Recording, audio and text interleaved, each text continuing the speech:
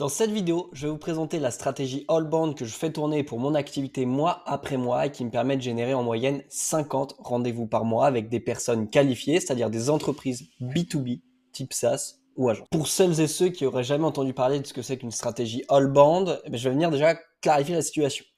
L'allbound, c'est quoi? C'est pas un principe très compliqué, c'est simplement un mix entre de l'inbound et de l'outbound. C'est-à-dire que il y a encore pas si longtemps et même maintenant pour beaucoup de boîtes, très souvent, lorsqu'on prospecte ou lorsqu'on discute, j'entends dire non, bah écoute, on a une stratégie inbound qui est déjà mise en place, qui nous permet de générer des leads, on n'a pas besoin de mettre de l'outbound. Ou inversement. C'est-à-dire qu'aujourd'hui, il y a très souvent une cloison qui est faite au sein même des entreprises, au sein même des services des entreprises, entre de l'inbound et l'outbound. C'est-à-dire que on ne crée pas un vase communicant et on ne fait pas interagir ces deux entités ensemble et tout simplement, c'est un gros manque à gagner pour l'entreprise. Grosso modo, quel est le bénéfice d'une stratégie outbound? Avec de l'outbound, vous pouvez lancer des campagnes de prospection. Alors, je rajoute intent-based, c'est-à-dire qu'on vient baser nos campagnes de prospection sur des signaux. Typiquement, une entreprise qui a fait telle ou telle chose ou une personne dans une entreprise qui a fait telle ou telle chose et qui nous laisse penser qu'elle pourra avoir un intérêt pour notre service ou notre produit. Ça, c'est de l'outbound, c'est-à-dire qu'on vient lancer des campagnes de prospection. À côté de ça, on vient constamment ajouter des personnes qui rentrent dans notre cible, c'est-à-dire qu'on vient se mettre en relation avec des personnes qui peuvent être susceptibles d'être intéressées par notre produit. Et à côté de ça, on vient produire du contenu de qualité, c'est-à-dire tout simplement écrire des posts LinkedIn, produire des vidéos comme celles que vous regardez, qui permet aux personnes de ma cible de se former, d'en apprendre davantage sur mes stratégies, ma façon de fonctionner, qui potentiellement derrière pourrait déclencher un appel. Les bénéfices, c'est quoi? C'est qu'il y a beaucoup plus de personnes qui me voient. Pourquoi? Parce que c'est un vase communicant. C'est-à-dire que à la fois je prospecte et à la fois je crée du contenu, à la fois j'ajoute du monde. Donc il y a 3 portes d'entrée. À noter que tout interagit ensemble. C'est-à-dire que des personnes que j'ajoute peuvent potentiellement entrer dans ma boucle de prospection ou être soumis à mon contenu. Des personnes qui voient mon contenu, si je les prospecte, elles pourront être plus enclins à me répondre. Des personnes que je prospecte, potentiellement, je pourrais leur pousser aussi mon contenu, ce qui pourrait leur permettre de plus me répondre. Bref, en fait, tout communique ensemble et tout interagit ensemble, ce qui fait qu'on augmente la visibilité. En 2025, plus que jamais, et sur les années qui vont venir encore plus, on est sur une économie de l'attention. C'est-à-dire que les personnes qui sont le plus visibles gagnent la course, d'accord? Qu'est-ce qui fait qu'aujourd'hui, LinkedIn est une bonne source d'acquisition? C'est tout simplement parce que gratuitement, tous les jours, à la fréquence qu'on veut, on peut poster quelque chose qui va parler à notre cible, qui va être montré à notre cible, ce qui fait que tous les jours, si on veut, des personnes vont voir notre tête, vont voir nos propos et donc vont être soumis à nos contenus. Donc on a leur attention. Et ça, tout simplement, c'est l'économie la plus forte aujourd'hui. C'est ce qui fait que majoritairement des personnes aujourd'hui n'achètent plus pour des marques, mais pour des personnes. C'est pour ça que la personal brand est hyper importante aujourd'hui. Avec cette stratégie-là, on marque de plus en plus l'attention, on est beaucoup plus visible et donc on a beaucoup plus de chances qu'une personne nous fasse confiance, écoute ce qu'on a à lui dire et tout simplement soit réceptive à ce qu'on veut lui dire. Donc ça, c'est le premier bénéfice, c'est que plus de personnes nous voient. Deuxième bénéfice qui en découle, c'est qu'on a beaucoup plus de traction. Si plus de personnes nous voient et qu'on s'adresse à notre cible, il y a naturellement beaucoup plus de chances qu'il y ait des personnes intéressées par ce qu'on fait. Et donc troisième bénéfice, c'est qu'avec du setting et du nurturing, donc le fait d'aller relancer, discuter, échanger avec les personnes, on peut générer du rendez-vous. D'accord? Donc c'est ce mix entre ces 3 actions-là et les 3 bénéfices qu'elles apportent qui font qu'aujourd'hui, on peut générer beaucoup de rendez-vous avec une stratégie outbound. Okay, et quel que soit notre secteur d'activité. Alors, concrètement, je vais venir diviser. Sur de l'outbound, comme vous l'avez compris, il y a 2 champs différents. Il y a la partie outbound et inbound. Donc là, je vais détailler la partie outbound. Grosso modo, moi, qu'est-ce qui fonctionne pour moi aujourd'hui? C'est que déjà, j'ai une bonne infrastructure.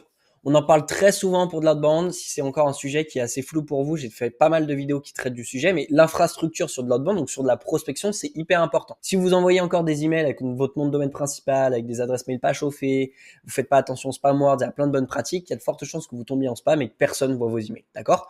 Et on parle beaucoup d'infrastructure de prospection sur du cold emailing et très peu sur de l'email marketing, l'email nurturing.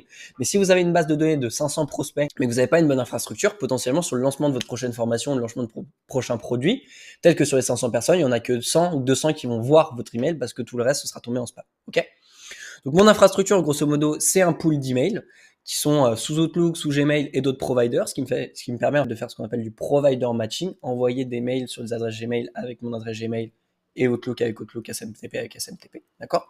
Et ensuite, des comptes LinkedIn, alors en l'occurrence, moi j'en ai qu'un, c'est mon compte LinkedIn à moi, avec Sales Navigator qui est prise, qui me permet d'envoyer un peu plus de messages et faire un peu plus d'interactions chaque jour. Ça, c'est mon infrastructure outbound. Ça me permet, avec mon nombre d'adresses email et mon profil LinkedIn, de contacter à peu près, si je veux le pousser au maximum, jusqu'à 500 personnes par semaine, ok? Ce qui est plutôt pas mal. Ensuite, bien évidemment, il y a de l'équipement qui va derrière et des outils. D'accord? Pour de l'outbound, ça coûte très peu cher comparé à une stratégie paye, mais il faut quand même s'équiper. C'est-à-dire qu'il faut des outils qui nous permettent de trouver les personnes, de trouver les emails ou le numéro de téléphone, qui nous permettent d'envoyer des messages, qui nous permettent de faire de la prospection qui se différencie, d'accord? Avec de l'IA, parce qu'aujourd'hui, envoyer des simples emails, ça ne suffit plus. Donc, typiquement, j'ai des pools d'outils que je peux utiliser à certains moments ou tout au long de l'année, comme du Sales Navigator, du Faro, du Apollo, du Smart Lead, du Crunchbase. Tout ça, c'est des sources de données, d'accord? Et je vais venir les activer en fonction de qui je vise, dans quelle région, pourquoi. J'ai des outils d'enrichissement qui me permettent de trouver des emails, les numéros de téléphone, typiquement Full Enrich ou Pronto, mais qui me permet aussi de trouver d'autres informations, le dernier post LinkedIn d'une personne, le dernier contenu d'une chaîne YouTube, le contenu d'une page à propos sur un site, n'importe quoi, d'accord? Et des outils de scrapping. Donc ça dépend de la donnée dont j'ai besoin. Des outils de diffusion, un outil comme Lemlist quand je veux faire des campagnes croisées, un outil comme Smartly quand je veux faire que de l'emailing, ou un outil comme Airreach quand je veux faire que du LinkedIn, par exemple, d'accord? Donc encore une fois, je dois répondre à quel canal je vais utiliser. Des outils de gestion de la data, typiquement un CRM. Moi, j'utilise Breakcall très fréquemment. C'est un outil de social selling, d'accord, qui me permet de faire donc mon CRM avec différents pipelines qui fonctionnent très bien. Et puis des fois des outils must to have que je viens activer. Alors du Clay qui est devenu un essentiel tout simplement. Des outils d'intent data comme Common Room, des outils d'automation comme Make, ou des outils de prospection vidéo comme SenseSpark. Ce que je vais vous montrer par là, c'est qu'aujourd'hui pour de l'outbound, il faut être équipé, il faut avoir des bons outils, il faut surtout faire interagir les outils entre eux. C'est d'ailleurs l'un des services que je propose aujourd'hui au sein de l'agence, c'est de construire votre système de prospection pour vous recommander les bons outils, les bonnes automations entre les outils, savoir bien utiliser les outils et former vos équipes à l'utilisation de ces outils-là pour que vous ayez un maximum de performance derrière. En gros, la partie infrastructure plus les bons équipements, ça me permet de contacter les bonnes personnes au bon moment, ce qui est hyper important, c'est ce qu'on appelle de l'intent data, et de la bonne manière, avec des bons messages, des messages personnalisés. Et donc tout ça, ça me permet de générer des rendez-vous. Je vous donne un exemple tout con, mais typiquement avec une bonne infrastructure, on peut avoir une très bonne délivrabilité. Aujourd'hui, 90% de taux d'ouverture sur 140 emails à froid envoyés. En l'occurrence, je le précise, c'est de l'email à froid, c'est des personnes que je connaissais pas du tout. Du 13% de réponses, et sur ces 13% de réponses-là, 55, quasiment 60% de réponses positives. D'accord? Donc, le cold emailing n'est pas mort. Il faut simplement avoir les bonnes pratiques, les bonnes infrastructures, les bons logiciels. Et tout ça, je peux vous les donner si on est amené à travailler ensemble. D'accord? Ou si vous suivez déjà pas mal de mes vidéos et de mes contenus, vous avez déjà une bonne source de données. Ça, c'est la partie outbound. Ensuite, il y a la partie inbound. Donc là, je les ai volontairement séparés, mais je vais ensuite vous montrer comment ils interagissent ensemble. Sur la partie inbound, j'ai deux pôles. J'ai une pôle création de contenu. Ok? C'est-à-dire que le créer du contenu aujourd'hui, c'est gratuit. Franchement, sur LinkedIn, sur TikTok, Instagram, quel que soit votre réseau, c'est gratuit. Vous avez des logiciels type Canva qui vous permettent de faire des mises en page, qui vous permettent de faire un peu de design. Franchement, ça coûte rien et ça prend pas énormément de temps. On a même aujourd'hui des logiciels IA qui permettent de rédiger des posts. Je le recommande pas forcément parce que pour moi, c'est pas suffisamment humanisé. Maintenant, vous pouvez tester. Bref, aujourd'hui, la création de contenu, c'est très simple. Cette création de contenu, ça me permet du coup derrière de répondre à une problématique claire de ma cible. Moi, typiquement, je fais de la prospection pour des boîtes B2B. Je les forme à le faire ou je le fais pour eux. Typiquement, je sais qu'aujourd'hui, leur problématique, c'est on connaît pas les bons outils, on n'a pas les bonnes méthodes, on n'a pas les bons taux d'ouverture, on n'a pas de réponse à nos emails, on génère pas de rendez-vous. Donc tout ça, c'est des sujets que je peux traiter. Typiquement, je mets l'exemple de 2 lignes magnètes que j'ai sorties. Un premier qui est l'édition 2027, donc comment faire tout simplement des bonnes campagnes de cold emailing. C'est plus de 760 personnes qui ont liké, plus de 2000 commentaires. Tout ça, c'est des personnes que je peux ensuite aller retargeter.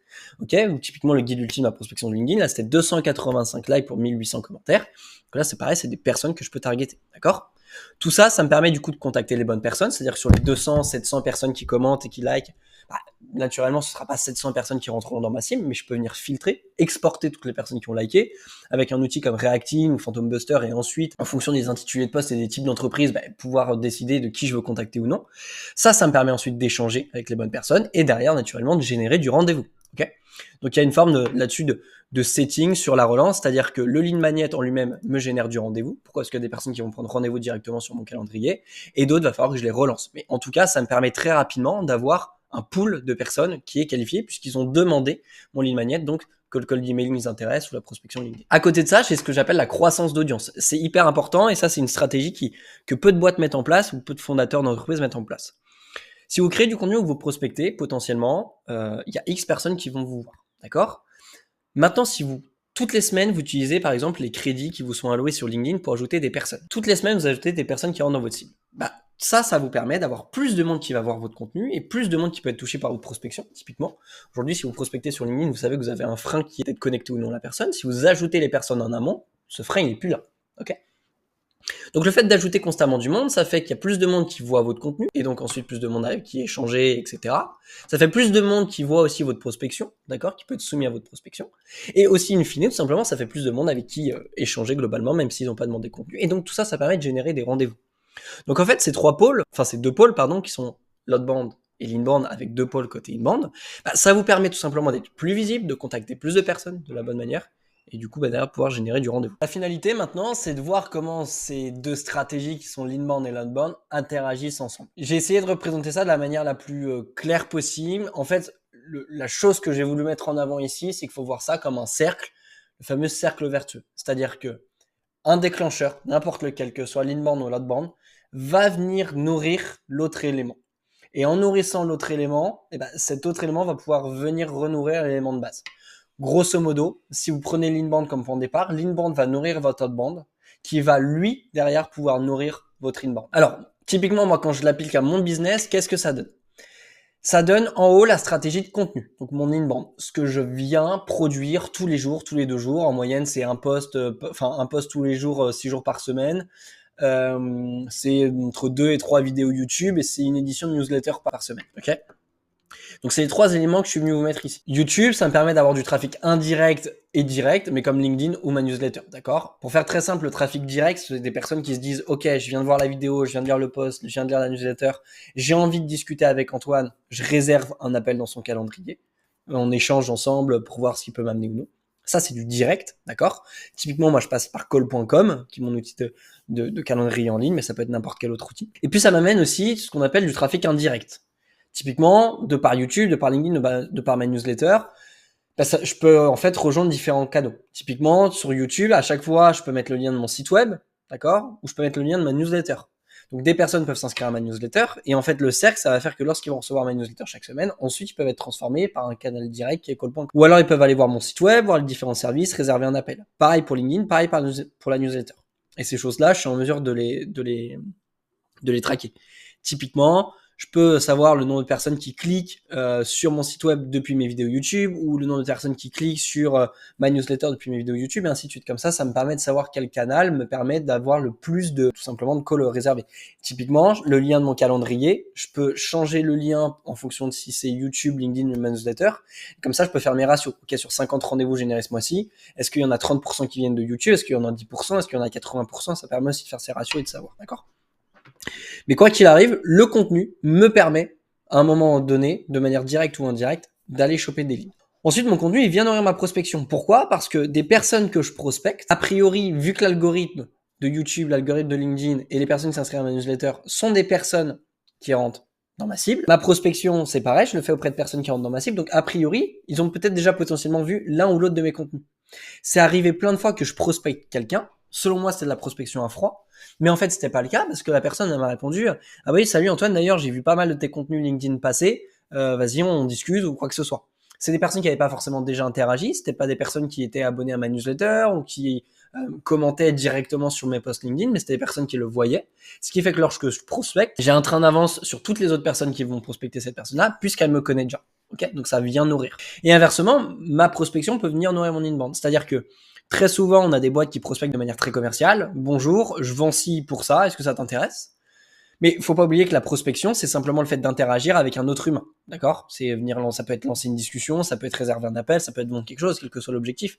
Mais vous pouvez faire de la prospection pour étendre votre réseau. Salut, voilà, j'ai vu que tu étais CEO de boîte.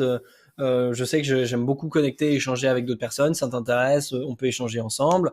Tiens, d'ailleurs, j'ai créé tel contenu qui peut peut-être te parler, etc. Et en fait, vous pouvez pousser un de vos contenus. L'avantage, c'est que vous n'allez pas avoir de rendez-vous direct avec la prospection, mais potentiellement, en fait, la personne va voir votre contenu. Elle va peut-être s'abonner à vous, vous suivre sur LinkedIn, rejoindre votre newsletter, YouTube, n'importe quoi. Ce qui fait qu'à chaque fois que vous allez reposter du contenu, elle va être alertée. Et il suffit qu'il y ait le sujet d'une de vos vidéos, le sujet d'un de vos posts LinkedIn, le sujet d'une de vos newsletters qui l'intéresse. Et à ce moment-là, il peut passer directement dans le canal direct, réserver un appel avec vous. Et pourtant, c'est bien parti de la prospection. D'accord? Donc, c'est pour ça qu'en fait, l'allbound, c'est venir multiplier ces points de contact-là. Moi, typiquement, en inbound, j'en ai 4. YouTube, LinkedIn, newsletter, plus le fait d'ajouter simplement du monde, constamment. Et ensuite, j'ai ma prospection qui tourne derrière. Et en fait, tout ça, ça me permet du coup de contacter des personnes qui sont déjà interagies, qui sont déjà venues sur mon profil, qui ont déjà fait telle ou telle chose. C'est des contacts qui sont plus simples à avoir.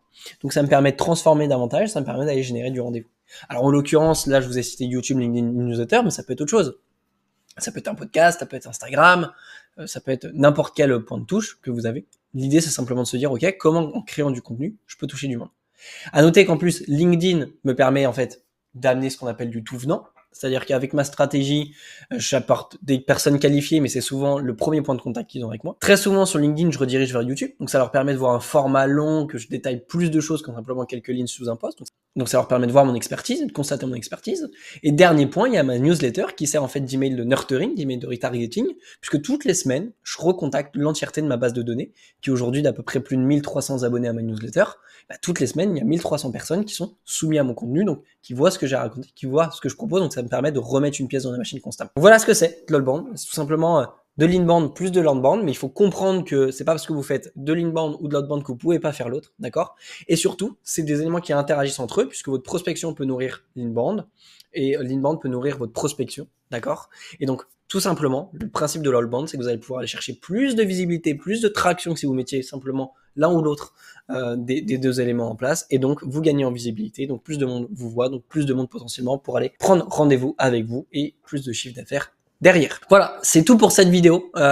Si aujourd'hui la prospection, l'acquisition vous intéresse, que des stratégies all-bound vous intéressent, mais que vous savez pas exactement comment le mettre en place, ou alors que vous prospectez déjà, vous avez déjà des stratégies qui sont mises en place, mais qui tout simplement qu'elles n'apportent pas les résultats que vous souhaitez, ben, je vous invite à réserver un call avec moi. On pourra venir discuter de ce que vous faites, ce qui est bien, ce qui est moins bien, et je viendrai vous faire des recommandations en direct. Et puis si on sent qu'il y a un bon fit, que c'est le bon moment pour votre boîte, à ce moment-là, je vous présenterai les différents types de services que je peux amener à mes clients. D'accord? Il y en a deux types.